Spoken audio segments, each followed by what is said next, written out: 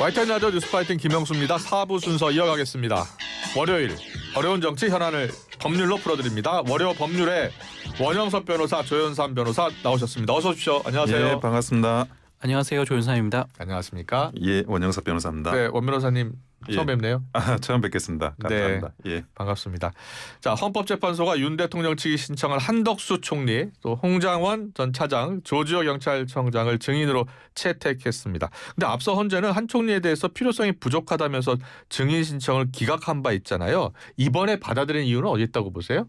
아무래도 그 한덕수 총리가 정언해야 될 부분은 네. 국무회의가 정상적으로 개최됐다고 볼 수 있느냐. 예. 그 부분에 대한 정언이 필요할 것 같아요. 근데 그 전에 예. 이상민 전 장관에게 정언이 있었고 그 정언 과정에서 이상민 전 장관은 정상적으로 국무회의가 이게 진행은 된 거다. 물론 이제 그 관련해 가지고 부서 문제라든지 네, 또는 네. 이제 그 회의록 문제라든지에 대해서 설명은 했습니다. 그리고 그렇다 그러면 정식 국무회의는 아니라고 말한 그 한덕수 전 총리의 진술이 지금은 필요할 때가 된 거거든요. 네. 그래서 그 부분과 관련해서 절차적인 부분, 이 부분을 지적하기 위해서 한덕수 전 총리에 대해서는 정인 채택이 된 걸로 보여집니다. 네. 자, 앞서 헌재가 한 총리에 대해서 필요성이 부족하다라면서 증인 신청을 기각했는데요. 윤 대통령 측은 계속해서 증인 신청해달라고 요구를 했었고요. 헌재가 받아들인 이유는 어디에 있을까요? 우선 헌재 입장에서는 네. 윤석열 대통령이 계속해서 헌법재판 심리 과정의 절차적인 물론 문제점, 정당성이라든가 하자를 계속 주장하고 있지 않겠습니까? 네. 그런 연장선에서 계속해서 추후에 만약에 인용 결정이 나오더라도 이를 불복하는 하나의 이유로 들 수도 있지 않을까? 라는 여러 가지 염려도 생각을 하신 것 같아요. 그렇군요. 저는 한덕수 총리가 절대 윤석열 대통령 측에게 우호적인 증인이라는 생각은 들지는 않거든요. 예. 이미 한 총리 입장에서는 이전에도 이미 국무회의에 대해서 부정적인 입장을 분명히 밝힌 바가 분명히 있습니다. 네. 그렇기 때문에 과연 이번 증인 신문 과정에서 윤 대통령 입장에 맞는 국미에 맞는 그러한 진술을 할까? 저는 그렇지는 않다는 생각이 들거든요. 예. 그렇기 때문에 어떻게 보면 뭐 국회라든가 아니면 저기 헌재 입장에서도 증인 신문을 그 수용함에 있어 가지고 크게 부담도 없는 상황이 아닌가라는 저는 생각도 듭니다. 윤 대통령 측이 그렇다면은 한덕수 총리의 증인 채택의 필요성을 왜 계속 강하게 주장했던 걸까요? 뭐 기대하는 바는 있을 수는 있을 것 같아요. 어떤 점이요? 저 아까 뭐 이상민 장관의 경우에는 국무회의가 정상적으로 열렸다는 식으로 말했고 그 계엄 선포에 대해서 찬성하는 사람도 있었다라는 진술도 있지 않았겠습니까? 예. 그런 진술을 좀 보강하기 위해서 한덕수 총리의 진술이 필요하다. 그 필요성을 계속해서 주장한 것으로 보여지는데 예. 현실적으로 그 부분이 한덕수 총리 입에서 나올지는 저는 좀 의문이 아닌가라는 생각이 좀 듭니다. 국무회의의 절차 과정 외에도 계엄 선포의 당위성 주장을 위해서 한 총리를 부른 것 아니냐 그 이야기도 나오더라고요. 당연하죠. 예. 그 한덕수 총리를 부르는 그 측이 국회 예. 측이 아니라 예. 대통령 측입니다. 대통령 측이죠. 예. 대통령 측이 자기한테 불리한 증언을 할 사람을 왜 부르겠어요? 예. 한덕수 전 총리가 그 전에 일부 이야기를 했던 그런 부분들이 그게 이게 뭐 하나의 조각으로 언론에 비추다 보니까 마치 그 어떤 국무회의에 그런 절차적인 흠결이 있는 것처럼 비춰졌는데 예. 핵심적인 건 국무회의의 그 정족수를 채우느라 그 기다렸다는 겁니다. 이상민 전 장관의 진술은. 그게 정족수를 채웠고 거기에서 논의가 이루어졌고 그 논의에 따라 가지고 이게 뭐 협의 그 기구니까 네. 대통령이 협의했다는 사실이 확인이 되면 실체가 있는 거예요. 그리고 그 부분에 대해서 이 부분과 관련해 가지고 정족수 문제 때문에 기다렸다는 걸 그 한덕수 전 총리가 다르게 진술할 리가 전혀 없습니다. 네. 그러니까 그 부분 그 절차 지켰다. 자꾸 이제 절차 가지고 문제를 삼으니까 예. 얼마든지 그 부분에 대해서는 한덕수 전 총리가 유리한 진술을 객관적인 팩트에 부합하는 그런 진술을 할 거라고 보여집니다. 네, 알겠습니다. 내일입니다. 예. 어떤 진술을 할지가 주목이 되고요. 홍장원 차장도 이제 두 번째 나오는 게 되는 거예요. 헌재는. 근데 메모 작성 장소가 다르다 이런 지적에 대해 홍장원 차장이 적극 인터뷰에 나서면서 CCTV 전체 동선 공개하라고 주장하더라고요. 어떻게 들으셨어요? 뭐 지금 그 메모에 대해서 지금 주장을 하고 있으니까 CCTV 전체 영상을 공개하면 되겠죠. 네. 실제로 홍장원 차장이 어디에서 전화를 받았고 어디에서 메모를 작성했는지 관련된 영상 공개하면 또 그런 관련된 뭐 일종의 의혹 제기라든가 그런 부분도 무마될 가능성도 있고요. 예, 공간 앞에서 작성을 했다라고 처음에 이제 이야기를 했는데 국정원장은 사무실에 있었다 그 시간에 11시 6분인가요? 뭐 이렇게 이야기를 하더라고요. 그 부분에 대해서 정확하게 무엇이 사실인지 알 수가 있겠네요. 그렇죠. 예. CCTV를 통하면 확인도 예. 할 수가 있겠죠. 예. 근데 제가 좀 드리고 싶은 말씀은 그런 영상 확인이 과연 중요한 의미가 있을까라는 저는 생각이 드는 것이 홍장원 차장의 메모 자체가 엄청나게 중요해서 이것이 뭐 진술의 신빙성을 탄핵한다라든가 그런 문제가 과연 생길까라는 생각이 드는 것이 예. 이 메모는 부가적인 겁니다. 홍장원 차장이 들었다고 진술을 하고 있잖아요. 예. 그 진술을 보강하는 것으로 메모가 영향을 미치는 것이고요. 홍장원 차장의 체포자와 관련된 진술은 홍 차장뿐만 아니라 수방사에 있는 뭐 국민의 과장이었나요? 뭐 그런 분들의 입장에서도 이미 진술이 나온 바가 있습니다. 유사한 체포자와 관련된 진술이 여러 군인들 그 당시 계엄에 관련된 관계자들을 통해서 입을 통해서 나오고 있기 때문에 예. 홍장원 차장의 메모 하나 그것이 뭐 한 차례가 아니라 네 차례다든가 뭐 작성 장소가 좀 달라졌다든가 네. 뭐 문구에 있어서 본인이 뭐 기억을 복귀하는 과정에서 비서가 적었다라든가 그런 부분들이 과연 홍장원 차장의 그런 진술 자체에 영향을 미칠까라는 저는 생각이 우선 들더라고요. 그렇기 때문에 CCTV를 확인한다든가 그런 것들은 좀 어떻게 보면 좀 지엽적이고 부차적인 문제가 아닐까 하는 생각도 듭니다. 예. 그런데 이제 당초 이제 언론 보도를 보면 그 정치인 체포 관련해서는 홍장원 전 차장의 진술과 메모가 굉장히 큰 역할을 했다는 지적이 많았었거든요. 그렇습니다. 예. 이게 과거 박근혜 대통령 때 그 태블릿 PC하고 똑같은 존재입니다. 이 예. 홍장원의 메모가. 그래서 그 메모에 정치인 체포 명단이 있으니까 네. 사람들이 그러면 이 국회의원이나 이런 사람들을 영장 없이 계엄군이 체포하려고 한 게 아니냐. 그 부분에 지금 생각이 미치니까 이게 위헌이라고 간 거예요. 왜냐하면 예, 현역 예. 의원은 현행범이 아닌 이상 계엄이라고 하더라도 체포되지 않거든요. 네. 그런데 지금 그 홍장원이 했던 이야기 중에 말이 맞는 게 하나도 없어요. 지금 그 메모 동선에 대해서 CCTV 전체 공개하라고 했는데 국정원에서 헌재가 요청하면 공개하겠다고 했습니다. 네, 그럼 다 공개해보자라고 하는 입장에다가 지금 그래요? 홍장원이 그 자기가 원본 메모를 어디 방송 나와가지고 이야기를 했는데 그 네. 메모 다 구겨가지고 버렸다고 했습니다. 그런데 갑자기 다시 튀어나왔어요. 그거 포스트잇이라고 했는데 포스트잇도 아니에요. 스프링 이게 들어가 있는 그걸로 돼 있는 거예요. 그러면 구겨져 있다고 했으니까 그 구겨져 있는 자국이라도 있어야 되는데 그 구겨져 있는 자국이 뭐 화면으로 볼 때는 안 보여요. 그러면 그거는 다시 또 형상기억 종이냐 이게 이 문제가 다시 되는 거고.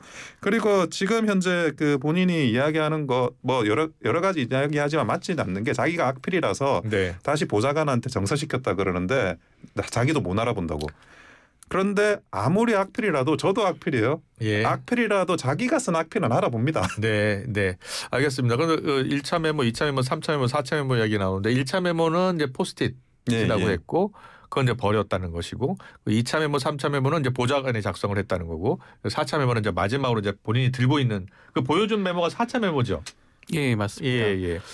저는 메모가 수차례 바뀌었다는 부분에 대해서 좀 지적을 하는 게 계속해서 말씀을 많이 하시는데 과거에 박근혜 전 대통령 탄핵 당시에 안종범 수석이었나요? 그분이 가진 수첩에 그 굉장히 높은 신빙성과 증명력을 가졌던 이유는 그 수첩이 한 차례 적은 게 아닙니다.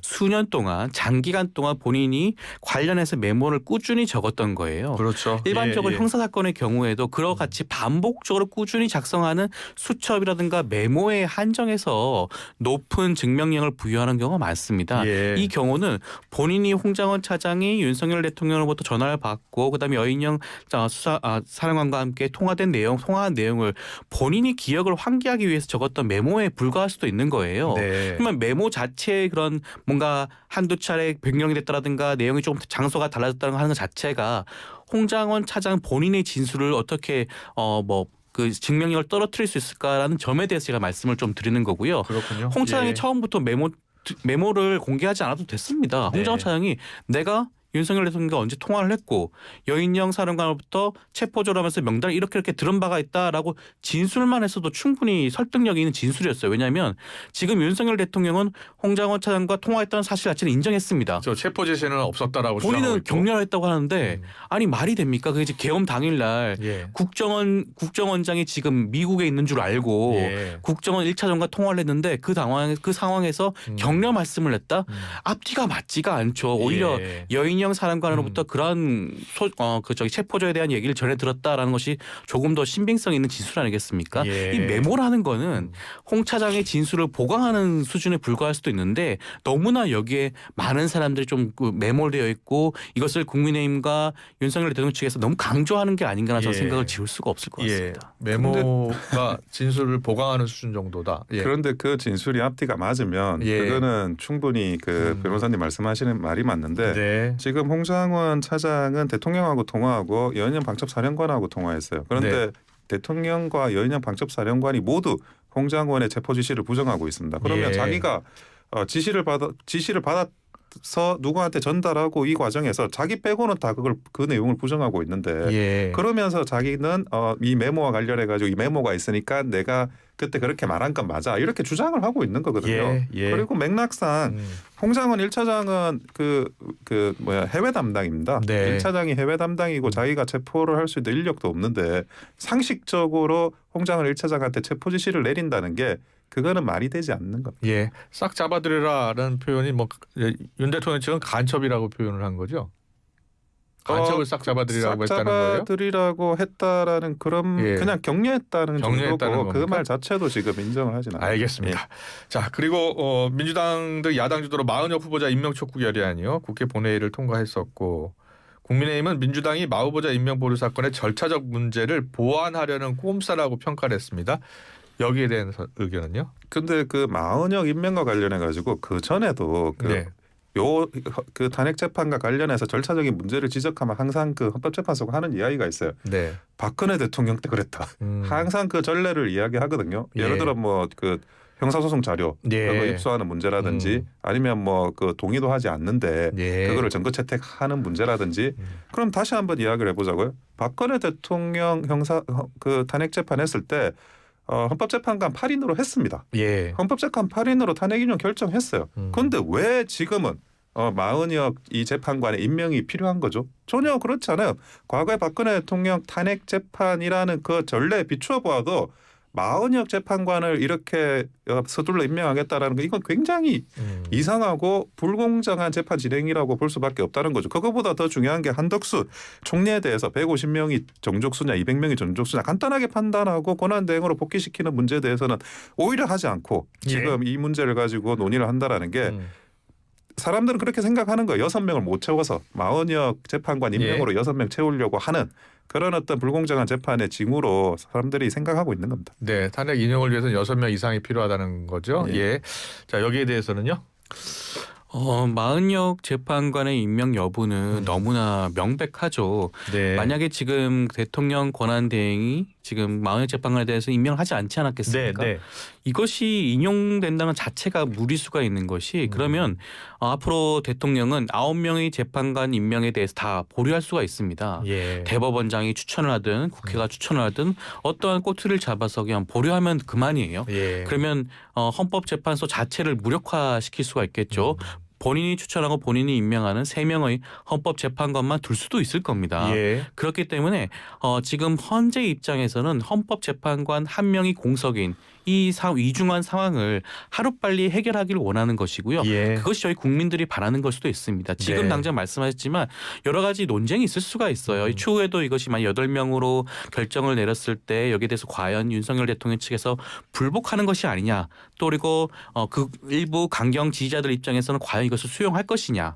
지금 헌법재판소를 쓸어버리라는 말까지 나오고 있는 상황이니까 과연 이들이 어떠한 입장을 취할지는 지금 형제로서 굉장히 불분명하지 않습니까? 예. 위험한 상황이기도 하고요. 그렇다고 한다면 9명 완전체를 구성한 다음에 그 9명이 전원이 일치된 의견을 통해서 인용 결정을 하는 것이 더욱더 헌법재판소의 권위를 높일 수 있고 그 권능을 더욱더 부각시킬 수 있기 때문에 그런 측면에서는 저희 민주당의 이런 임명 촉구안 자체가 저는 유효하지 않나 생각이 듭니다. 그렇군요. 네, 여야 입장 잘 들었고요.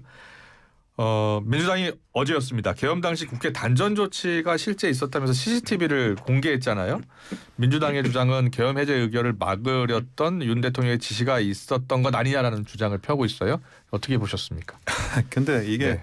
단전 단수가 새로운 아이템으로 지금 그 민주당에서 밀고 있는 것 같아요. 네. 언론사를 뭐 단전 단수하려고 했다. 예. 근데 언론사가 단전 단수 된다고 해서 예. 그 언론사 업무가 요즘 같은 뭐 인터넷으로 송고하는 시대에 마비가 됩니까? 예. 그리고 국회도 마찬가지인데 예. 국회를 단전을 하면 국회 업무가 마비가 되나요? 그러니까 지금 많은 분들이 그 당시에 유튜브나 이런 그 방송 화면에 그 계엄군이 들어갔기 때문에 다 찍혔기 때문에 증거가 명백히 남아 있다라고 하는데 예. 그 화면을 한번 리플레이를 돌려보자고요. 국회 본청에 불 꺼져 있습니까? 꺼져 있지 않아요. 예. 다 켜져 있어요. 예. 단전되지 않았어요. 예. 그러니까 단전되지 않았다라는 것조차 전 국민한테 이미 방송이 되고 송출이 됐었습니다. 예. 그런데 지금 와가지고 단전이 돼 있다? 단전 조치가 있었다? 실제로 그러면 단전이 있는데 켜져 있는 그 불은 무슨 불일까 하는 그 생각을 안 할 수가 없게 되네요. 예. 근데 민주당의 이제 주장을 좀 자세히 들여다보면 그날 그 해제 결의안이 국회 본회의를 통과한 그날, 그러니까 그 1시 좀 넘어서 1시 6분쯤에 그 계엄군이 지하 1층으로 들어가서 내렸다는 거예요. 차단 장치를. 그래서 지하가 약 한 5분, 6분간 꺼져 있었다는 거거든요. 근데 민주당의 주장은 이게 시도한 것 아니었느냐라는 주장이에요. 근데 뭐 예. 그 만약에 단전을 한다 그래도 네. 지하만 스위치를 내려서 지하를 끄는 게 이게 국회를 결국 그분들이 이야기하는 거는 국회 업무를 마비시키려는 예. 의도로 단전을 시킨다는 거잖아요. 예. 그럼 본청을 당연히 부를 거야죠. 그러니까 본청을 불을 안 끄고 지하를 부를 건다 뭐 그게 있었다는 건지도 저는 예. 정확히 확인해 볼 필요가 예. 있지만 그런 관련해서도 뭐 국회 업무 차원의 그런 단전도 아닌 거죠. 그렇게 따지면. 알겠습니다. 조현산 변호사는요? 일단 네. 그 지난번에 그 계엄 이후에 윤석열 대통령이 담화문에서 그렇게 말했어요. 단전 단수를 하지 않았다라는 단어를 본인 스스로 사용을 했습니다. 네. 그것 자체가 단전 단수를 염두에 두고 있었다는 국회 것도 기능을 있고요. 마비시키려 했다면 단전 단수 그렇죠. 조치가 있었을 그 것이다라는 누구도 말하지 않았는데 윤석열 대통령이 스스로 먼저 말을 했어요. 그리고 최근에 보게 되면 이상민 장관이 단전 단수와 관련된 그런 서면 내용을 힐끔 본 적이 있다라고 진술한 바가 있고요. 네. 그리고 소방청장한테 그러한 뉘앙스로 말을 했다라고 소방청장의 진술도 있습니다. 예, 그렇다고 예. 한다면 단전 단수에 대해서 비상계엄과 관련된 그런 목적과 실행 계획은 있었던 것으로 보여지고요. 실제로 본청에 대해서는 단전 단수로 이루어지지 못했죠. 그건 정말 다행인 겁니다. 예. 시도했는데 이루어지지 않은 건 정말 다행인 거고요. 그렇지만 지하 1층의 경우에는 분명히 계엄군이 영상을 통해 확인한 결과 예. 단전 조치를 취했습니다. 그리고 지하 1층은 불이 꺼졌죠. 예. 아마 추측컨대 아마 거기에 있는 것을 그 단전 조치를 취하면 그 전체가 불이 꺼진다고 생각했을 수도 있겠죠. 결과적으로는 지하 1층과 지상층은 더 분리되어 있습니다. 네. 그렇기 때문에 소기의 성과를 이루지 못한 것으로 저는 보여지는 것일 뿐이고요. 예. 이 자체가 계엄군이 국회를 마비시키려는 그런 목적과 행동을 취했다는 것을 보여주는 게 아닌가 생각이 듭니다. 예. 알겠습니다. 이 헌재에서 이거 내일이니까 이 문제도 이슈가 될 것 같아요. 이제 헌재가 이 탄핵 그 증거로 이걸 인용할 수 있을까요? 어떻게 보세요? 이 영상이요? CCTV 영상을? 저는 충분히 증거로 채택할 것 채택할 같습니까? 부분도 있다는 생각이 들고요. 예. 그리고 또 중요한 내용이기도 합니다. 단전 단수와 관련된 중요한 물증이기 때문에 네. 충분히 채택할 가치가 있지 않나라는 생각이 듭니다. 네. 근데 그 단전 단수라는 게 네. 과거에 계엄을 했을 때 5.16이나 12.12나 이럴 때 그 당시에는 지금보다 뭐 기술 수준이나 이런 게 많이 떨어져서 네. 단전 단수가 가지고 있는 업무 지장도가 컸던 시절이 있어요. 그때는 그런 걸 했다는 거 그런 차원으로 이야기를 하는 거지. 예. 지금 뭐 시대가 바뀌었는데 단전 단수로 업무를 마비시킨다라는 건 제가 볼 때는 터무니없는 겁니다. 알겠습니다. 민주당이 명태균 특검법이 계엄 동기를 밝히는 핵심이라고 주장하고 있습니다. 명태균 특검법이 계엄 동기를 밝히는 핵심이라고 주장하는 근거는 어디에 있는 겁니까? 명태균 씨가 네. 황금폰과 관련해서 이것을 민주당과 제공하겠다. 이런 발언이 나올 무렵에 네, 네. 윤석열 대통령이 비상계엄을 선포하게 되었죠. 그리고 예, 지금 예. 최근에 좀 밝혀진 바에 따르면 국정원장이 비상계엄 당시에 네. 그 김건희 여사와 문자를 주고받았다는 거 아니겠습니까? 예. 국정원장의 진술 자체도 자주 있는 일은 아니다라고 진술을 했는데 예. 그것 자체가 한 번이 아니라는 거죠. 음. 자주는 있지 않았겠지만 그 전에도 예. 김건희 여사와 문자를 주고받았다. 그리고 마찬가지입니다. 김봉식 청장 서울경찰청장에게는 윤석열 대통령이 네. 뭐 개인적인 가정사 때문이라는 말도 했죠. 그 윤석열 대통령은 가정사라고 하면 그 배우자인 김건희 여사 말고는 가정사가 있을 수가 없습니다. 자녀가 있는 것도 아니고요. 아버님은 돌아가시지 않겠습니까? 가정사라고 한다면 예. 배우자와의 관련된 가정사일 수밖에 없거든요. 스스로 어떻게 보면 본인의 그런 개인적인 일 때문에 비상계엄을 선포했다라는 그런 근거를 스스로 밝힌 셈이기도 윤 하고요. 대통령이 개인 가정사 이야기를 했다고요? 그때 뭐 예. 김봉식 전 서울경찰청장이 질문을 국회 측의 질문을 받아가지고 예. 그 가정사를 언급했느냐 안가해서 근데 그 가정사에 대해서 언급은 했지만 여기서 말하는 게 적절치가 않고 예. 그리고 흔히 알려진 그런 내용이 아니다. 그 이야기를 지적을 했으니까 그랬구나. 그거는 김건희 여사 문제가 아니라는 걸 예. 애둘러 지적을 한 거죠. 예, 예. 근데 조태용 국정원장이 계엄 선포 전에 윤 대통령 그 부인 김건희 여사 문자 메시지를 주고 받았다고 하더라고요. 예. 그러니까 그날 이제 그 두 가지 질문을 하는 거예요. 조태용 국정원장한테는 여사로부터 문자를 주고 받은 거. 네. 그리고 김봉식 전 서울경찰청장한테는 가정사 이야기 하지 이야기하는 않았냐. 거. 그게 이거를 두 개를 연결시키는 거거든요. 예. 자, 지금 세간에 일어나는 뭐 소문 같이 들려오는 터무니없는 예, 예. 이야기라고 생각하지만 이게 뭐 김건희 여사가 요청해가지고 쫄라가지고 뭐 비상계엄한 거다. 지금 말하는 이런 예, 예. 명태균 그 관련 또 그런 뭐 김건희 여사를 위해서 뭐 비상계엄했다 이런 세간에 말도 안 되는 소문인데 그 두 개의 점과 점을 연결시키려는 시도를 하는 것 같아요. 국회 측 대리인단은. 예, 근데 예. 그런 부분에서는 그 김봉식 전 서울경찰청장도 예. 세간에서 하는 그런 류의 가정사가 아니었다라고 이미 지적을 했습니다. 그렇군요. 네. 김봉식 전 서울청장은 내일 이제 증인으로 채택됐는데 본인이 나오겠다고 했나요? 어떻게 됐나요? 조지호 예, 예. 경찰청장. 예, 예. 예, 조조 경찰청장. 일단 출석을 하는 걸로 조조 경찰청장을 그동안은 본인이 이제 못 나온다고 했었잖아요. 혈액암 예, 투병 때문에 혈액암으로 입원돼 있어가지고 혈액암으로 입원돼 있어서. 경찰 검찰도 이제 가서 예. 병원에 가가지고 8회 정도 지금 조사를 했는데 그거조차도 뭐 일종의 인권 침해 아니냐 아픈 예. 사람 붙잡고 그런 논의가 있는데 네. 결국 이제 김봉식 전 서울경찰청장의 일관된 진술이 있고 그러면 예. 이 부분 또 조지호 경찰청장하고 논의했다는 게 있어요. 예. 그래서 조지호 경찰청장을 불러서 김봉식 전 서울경찰청장의 진술이 서로 간에 타당하다라는 이거를 이제 그 드러내게 하기 위해서 네. 그 대통령 측에서 신청을 했습니다. 네, 알겠습니다. 그 국민의힘이 이 헌재 불공정성 공방하는 것 중에 이제 2022년 형사소송법 개정에도 검찰 조서 증거 채택을 하는 것은 2020년 형사소송법 개정에 또 맞지 않는다라고 주장하고 있잖아요. 거기에 대해서는 어떤 생각이세요? 그러니까 박근혜 대통령 탄핵 심판 때 전례에 따라 가지고 그 형사 절차 서류 이런 거를 채택하겠다라고 했는데 그 이후에 개정이 된 거예요. 형사소송법이. 예, 예. 탄핵 심판은 형사소송법 조항을 준용하도록 돼 있거든요. 네. 그런데 그 전만 하더라도 경찰의 조서는 내용 부인으로 증거 능력을 없앨 수 있었는데 예.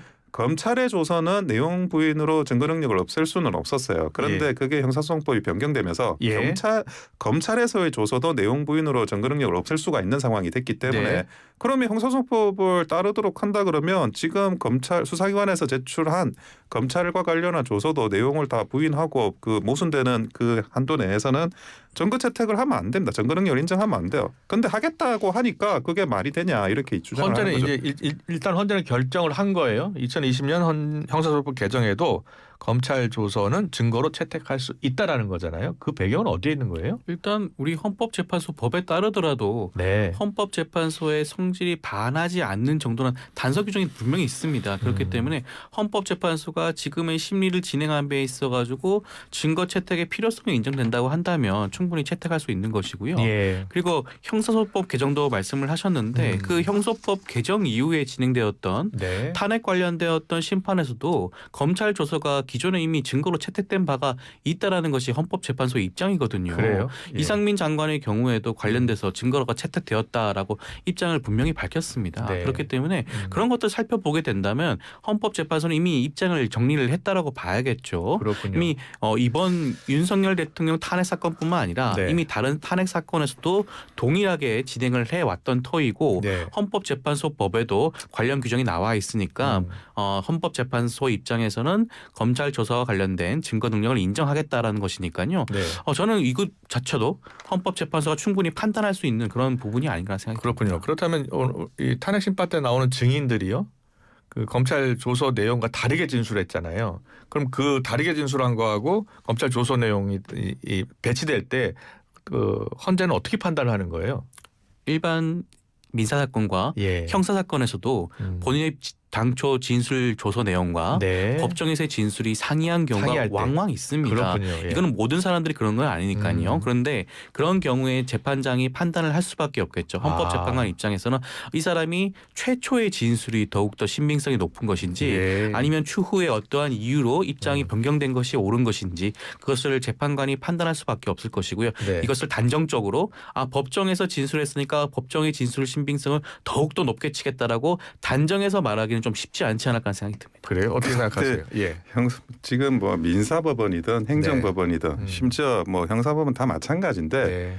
당연히 그 증인이 법정에서 한 증언의 효력이 압도적으로 높습니다. 아. 그러니까 자기가 뭐 사실 확인서 쓰기도 해요, 민사소송에서도. 예, 예. 그리고 지금 형사소송은 아예 그 과거에 이제 조사받았던 거와 내용이 다르면 그 내용은 그 조서는 증거 능력이 없어지고요. 그리고 왜 증거 능력이 높냐면 위증죄의 처벌을 받습니다. 예. 예, 증언이 완전히 잘못된 진술이다. 그러면 위증죄 증언 처벌을 받고 그리고 예, 반대 예. 신문권이 보장돼 있어요.